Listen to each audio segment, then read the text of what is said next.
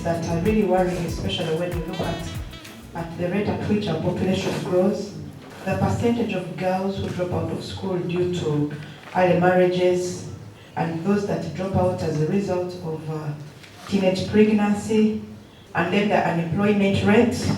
And then you look at the available social services, then you look at the maternal mortality rate, then you look at our commitments and the rate at which we are moving in achieving them. There is a lot for us that should really worry us as a country. So as Parliament, one, we have a very vibrant advocacy team. We always take care of whatever is happening in the area of health.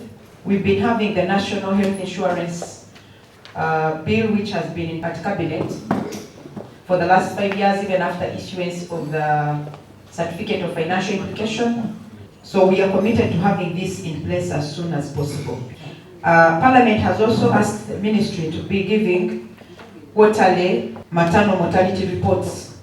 Investing in family planning has a lot to do with reduction in costs across the state of health of the mother, the state of health of the child, areas of human capital, including education, nutrition, and many other areas.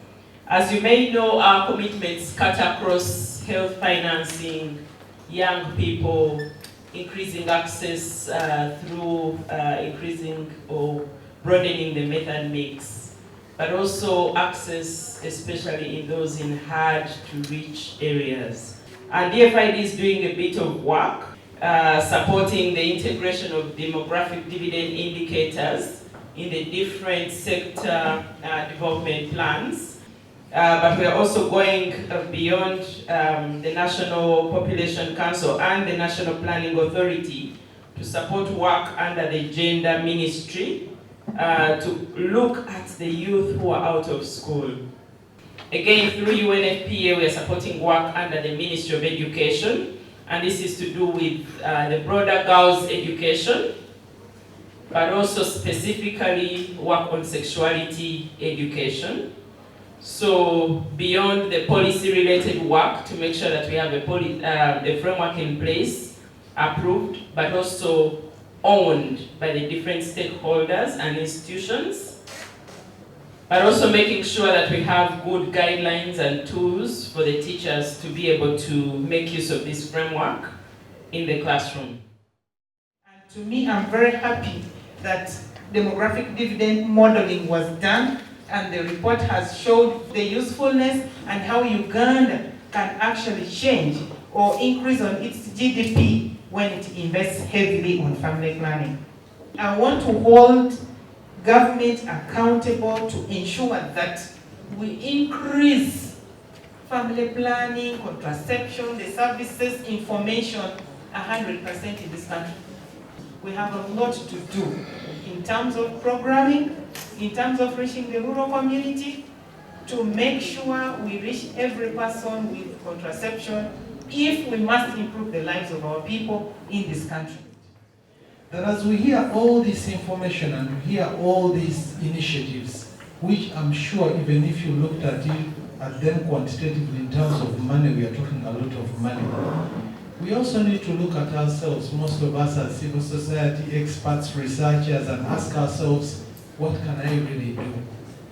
One of the other barriers that I'll talk about right now, which is a big gap in this country, is that we fail to bring young people into this discussion. On the one hand, you're looking at it as taboo barriers. We can't talk about sex, we can't talk about sexuality and all those forms and all other things.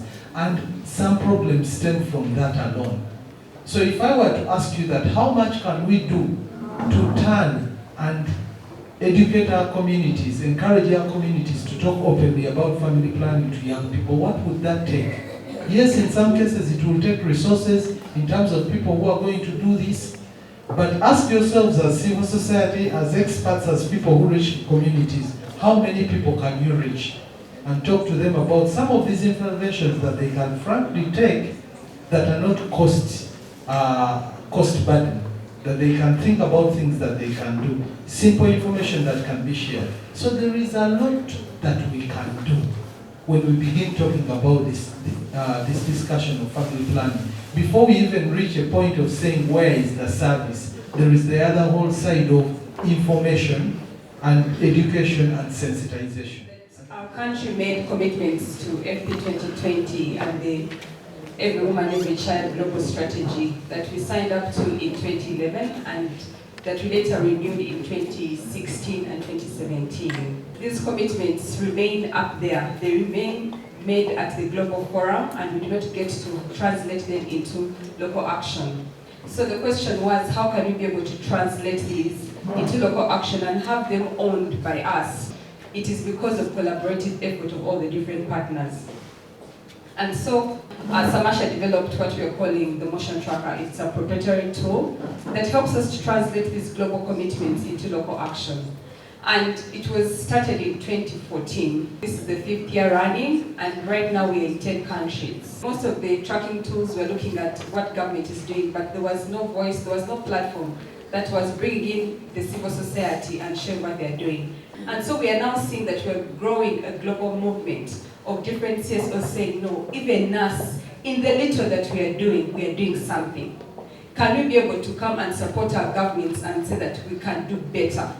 What are our barriers? What are our challenges? And for FP 2020, the commitment serves as a blueprint of collaboration because it is saying, how can we work together? How can we bring together the different synergies of all the different actors, whether it is the government, the development partners, the manufacturers, the private sector, civil society, or even media, or the religious leaders, the faith-based organizations. How can we come together with a common agenda and be able to say that this is how we want to move forward? And so because of that, we said, but why? Why is it important for us to track, to monitor our commitments? Because we want to know progress. The Motion Tracker is a customized dynamic framework that helps us to strengthen accountability because it keeps the commitments visible. And we do this using a 6-step process, which are identification, classification, declassification of the commitments. We categorize them according to the health system blocks because we said we want to know who is doing what, which actors can we be able to leverage their expertise. And it complements the other tools because the Motion Tracker is about the processes. And we use the traffic light coding. The green, we have achieved the indicators. We have achieved the commitments we set out to. Yellow is for we are on track, something is being done. We have an organization that is doing 1, 2, 3 things that is helping us do something.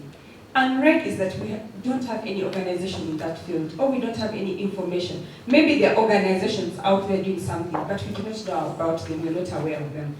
And we got in touch with 132 organizations, and our response rate was at 76, with 82 organizations that responded and gave us feedback. And so we can see that the different number of partners continues to grow. What have we learned? FP 2020 commitments are more known, more visible among the partners. At least they have had, when you ask anyone about FP, they have had something. When it comes to Every Woman, Every Child, the first question is, what is that? We have not seen that. And the Motion Tracker has helped us to create the platform where we're now able to bring it on the table and say, no, but these are our commitments as well. Then we have also learned that partnerships are essential for the achievement of the commitments. It's not just the owners of the government or the commitment makers that make the commitments. We continue to have a forum of learning and sharing, and more about family planning, the challenges, and what opportunities we can leverage among the different stakeholders. And this is what we are doing now. There is a lot around on track, but FP 2020 is next year. So we need to move from the on track to achieved. So what is important for us is to identify those key priority actions that we can take on, plan for, allocate resources to, implement, so that when we report next year, we are having more greens and maybe no reds at all. How do we ensure that the issues, the policy decisions that we are making in these very good halls do not affect negatively the services for the people. The speed at which we are having policies which are supposed to guide the work we do, I think is of concern.